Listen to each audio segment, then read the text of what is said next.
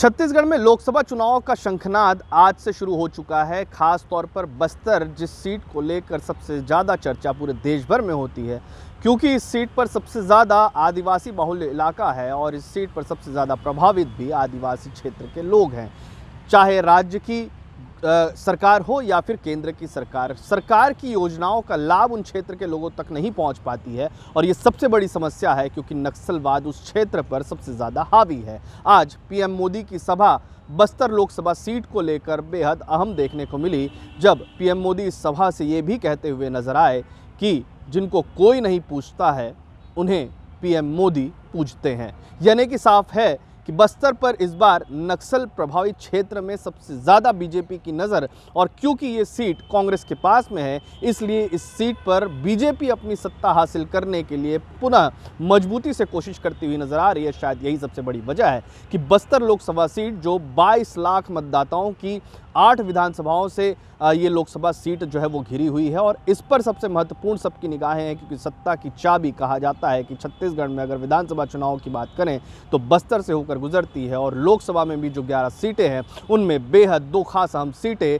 जिनमें से एक बस्तर कांग्रेस के पास में है। यानी कि 11 से 11 सीटों को जीत हासिल करने का फॉर्मूला और बस्तर से इसकी शुरुआत ये बताता है कि बीजेपी इस बार हर एक सीट को गंभीरता से लेते हुए उस सीट पर फतेह हासिल करना चाहती है।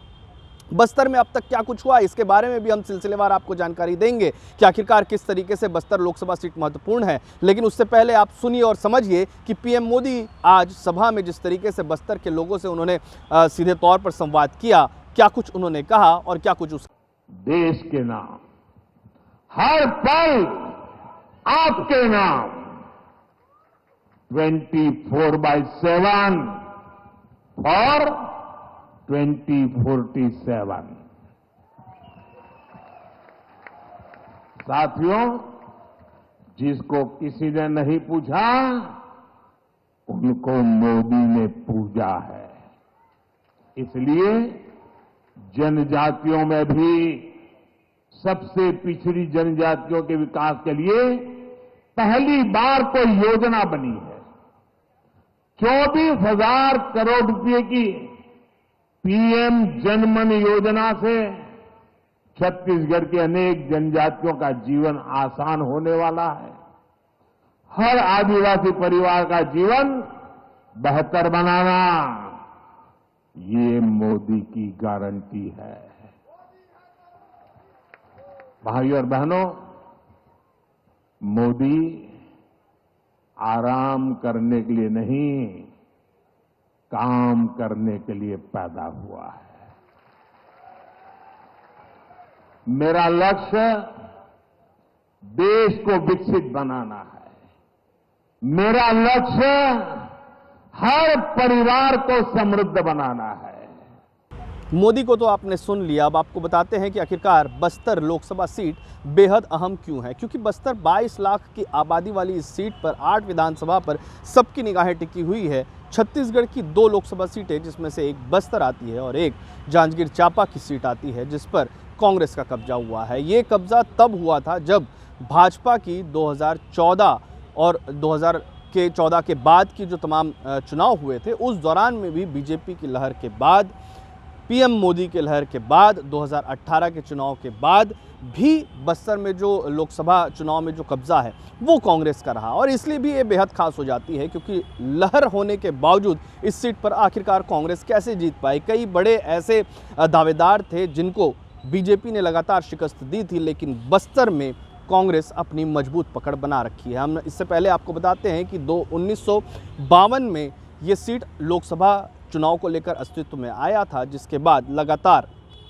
बीजेपी इस पर सबसे ज़्यादा हावी रही। 1996 में एक निर्दलीय को सबसे पहले उस क्षेत्र की जनता ने जिताया है, और जिसके बाद 2014 तक बीजेपी का दबदबा लोकसभा सीट के आधार पर बस्तर पर लगातार देखने को मिला। हालांकि उसके बाद 2014 के बाद जिस तरीके से लोकसभा चुनाव को लेकर मोदी की लहर मानी जाती थी, उस लहर में दीपक बैज जो है वो जीतकर सांसद बने। भारी मतों से उनको जीत हासिल हुई थी। ये माना जाता है कि कहीं ना कहीं 15 साल की हुकूमत के बाद छत्तीसगढ़ में विधानसभा चुनाव और लोकसभा चुनाव में बीजेपी सबसे ज़्यादा कमज़ोर बस्तर ही क्षेत्रों में है, और इसीलिए सबसे ज़्यादा महत्वपूर्ण माना जाता है कि केंद्रीय फोर्सेस के साथ में जब स्टेट फोर्सेस मिलकर हाल ही के दिनों में इस तरीके से जब अभियान चलाकर कहीं ना कहीं नक्सलियों को बैकफुट पर भेजने की कोशिश कर रही हैं, तो अब ये माना जा रहा है कि लोकसभा चुनाव में सबसे बड़ा टारगेट बीजेपी का बस्तर खास तौर पर नक्सलवाद से मुक्ति और विकास के लिए सबसे प्रमुख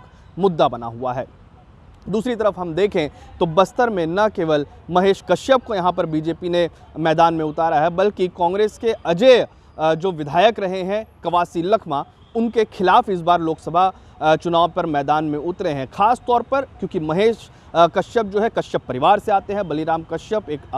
बड़ा नाम थे, लगातार उन्होंने जिस तरीके से अपनी राजनीतिक पैठ बस्तर में मजबूत की हुई थी, और बलीराम कश्यप और कश्यप परिवार सदियों से उस क्षेत्र में राजनीति में सक्रिय रहा, लगातार जीत हासिल रही। वहाँ की सीट जो लगातार मानी जाती है कि आखिरकार कश्यप परिवार ही वहाँ पर सबसे ज़्यादा प्रभावी तौर पर जनता के बीच अपनी बात रखता है, और इसीलिए उनको सबसे ज़्यादा तवज्जो भी मिलता है, जनता का आशीर्वाद भी मिलता है। दूसरी तरफ देखा जाए तो बीजेपी और कांग्रेस के बीच में सीधी लड़ाई, क्योंकि इससे पहले जब मोदी लहर थी तब भी कांग्रेस को बड़ी जीत मिली थी, इसलिए अब इस बार ये माना जा रहा है कि अजेय प्रत्याशी जो विधानसभा चुनाव के कवासी लखमा जो पूर्व में मंत्री भी रहे हैं, उनको कांग्रेस ने इस बार टिकट दिया है, जिसके विपक्ष में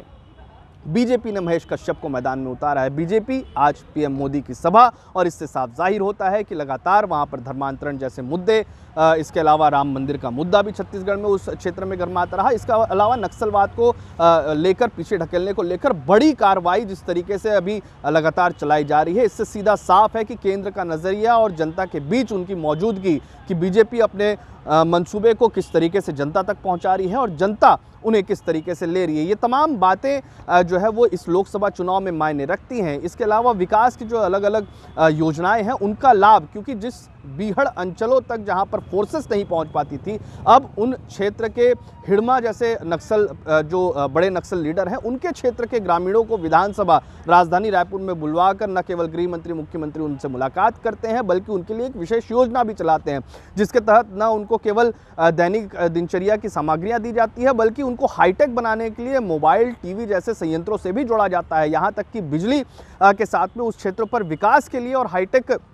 संयंत्रों के इस्तेमाल से उनको सीधे तौर पर जोड़ने की जो कवायद है, वो छत्तीसगढ़ में यहाँ पर सरकार करती हुई नजर आ रही है, जो इससे पहले कभी देखने को नहीं मिला था। स्कूल कॉलेजेस के अलावा जो स्वास्थ्य सुविधाएं हैं, हालांकि अब भी बुनियादी सुविधाओं के लिए बस्तर तरसता हुआ नजर आता है, पानी की सुविधा के लिए बस्तर में अब भी कई परेशानियां देखने को मिलती है, लेकिन इसके बावजूद इस बार बीजेपी ने जिस तरीके से अपनी पैठ बस्तर के अंदर में मजबूत की है, लिहाजा ये देखना होगा कि आने वाले दिनों में जब लोकसभा के चुनाव होंगे तो किस तरीके से किनको किन मुद्दों के आधार पर जनता वोट देती है। हम आपको ये भी बताएंगे कि आखिरकार किस तरीके से जो सामाजिक समीकरण रहा है बस्तर का, वो अब बात कर लेते हैं दोनों ही प्रत्याशियों की। कवासी लखमा 6 बार के विधायक हैं, लगातार विधानसभा चुनाव में उनको अजेय माना जाता रहा है। सामाजिक समीकरण के हिसाब से भी बस्तर के क्षेत्रों में कवासी लखमा की मजबूत पकड़ मानी जाती है। वहीं दूसरी तरफ देखें तो जो महेश कश्यप हैं, पहली बार वो राजनीति से उनको टिकट मिला है और पहली बार वो चुनावी मैदान में उतरे हैं। यही माना जाता है कि सक्रिय भूमिका में वो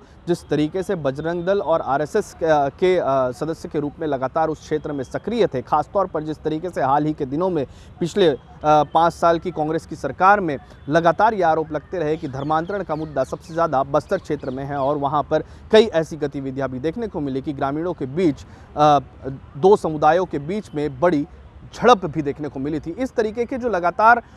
शिकायतें सामने आ रही थी, उनमें बीजेपी की तरफ से, आरएसएस की तरफ से, बजरंग दल की तरफ से वहाँ पर सक्रिय भूमिका निभाई जा रही थी, और जनता के बीच इस बात को पहुँचाया जा रहा था कि जैसे जैसे धर्मांतरण बढ़ता हुआ नजर आएगा, वैसे वैसे परेशानियाँ और बढ़ेगी। पहले से ही नक्सलवाद की परेशानी थी, और अब धर्मांतरण का मुद्दा जो बीजेपी को यहाँ पर सबसे ज़्यादा प्रभावित कर सकता है। वहीं दूसरी तरफ देखें तो कवासी लखमा माहिर खिलाड़ी माने जाते हैं, और क्योंकि आदिवासी अनुसूचित जनजाति का क्षेत्र माना जाता है, इसलिए सबसे ज़्यादा उस क्षेत्र पर ज़मीनी स्तर पर काम करने वाले दोनों ही कार्यकर्ताओं को दोनों ही पार्टियों ने टिकट दिया है। बेहद कांटे की टक्कर इस बार बस्तर में देखने को मिल सकती है, लेकिन बीजेपी पुरजोर तरीके से इस सीट को हासिल करने में कोई भी कमी नहीं छोड़ती हुई नजर आ रही है। देखना दिलचस्प होगा कि इस बार बस्तर की जनता क्या वाकई में सत्ता परिवर्तन, यानी कि पूर्व में जिस तरीके से कांग्रेस को उन्होंने बढ़त दी थी,